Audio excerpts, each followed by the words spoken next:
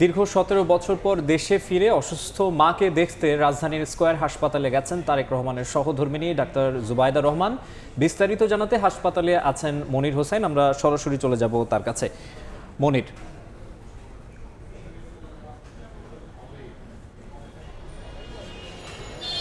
দীর্ঘ ১৭ বছরের অপেক্ষার অবসান ঘটিয়ে দেশের মাটিতে পা রাখলেন বিএনপির ভারপ্রাপ্ত চেয়ারম্যান তারেক রহমানের স্ত্রী ডাক্তার জোবাইদা রহমান। এবং মা মেয়ের যেই সাক্ষাৎ, সেই সাক্ষাতের অপেক্ষা করতে হয় দীর্ঘ ১৭ বছর এবং সেটির অবসান ঘটেছে কিছুক্ষণ আগেই। ঠিক ৬টা ৩৫ মিনিটে রাজধানীর স্কয়ার হাসপাতালে এসে পৌঁছান মেয়ে ডাক্তার জোবাইদা। এবং এই হাসপাতালেই গত ২ মে থেকে চিকিৎসাধীন আছে তার মা সৈয়দা ইকবাল বান্থ বানু। এবং তিনি এই যে বার্ধক্যজনিত কারণে এখানে চিকিৎসাধীন আছেন এবং এই যে অপেক্ষা ১৭ বছরের, দেড় যুগের বেশি সময় ধরে তার মেয়ের সাথে দেখা নেই, সেই দেখা আসলে কিছুক্ষণ আগে অবশ্যই হয়েছে। এবং তারপরেই ডাক্তার জোবাইদা রহমান হাসপাতালের ভিতরে প্রবেশ করেছেন। এবং যেহেতু আমাদের গণমাধ্যম কর্মীদের আসলে ভেতরে প্রবেশ করার অনুমতি ছিল না, আমরা বাহিরেই অপেক্ষা করছি এবং তিনি বের হওয়ার পর আসলে আমরা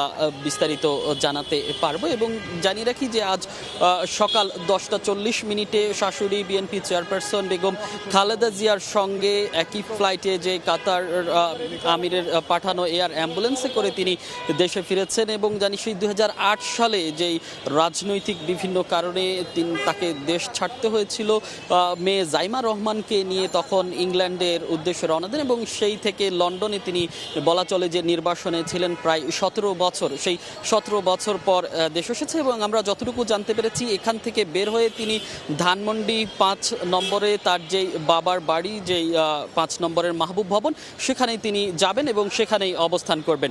তো রাজধানীর স্কয়ার হাসপাতালের সামনে থেকে এই ছিল আমার কাছে এখনকার মতো সবশেষ। রাজধানীর স্কয়ার হাসপাতালের সামনে থেকে সবশেষ খবর জানাচ্ছিলেন রিপোর্টার মনির হোসেন।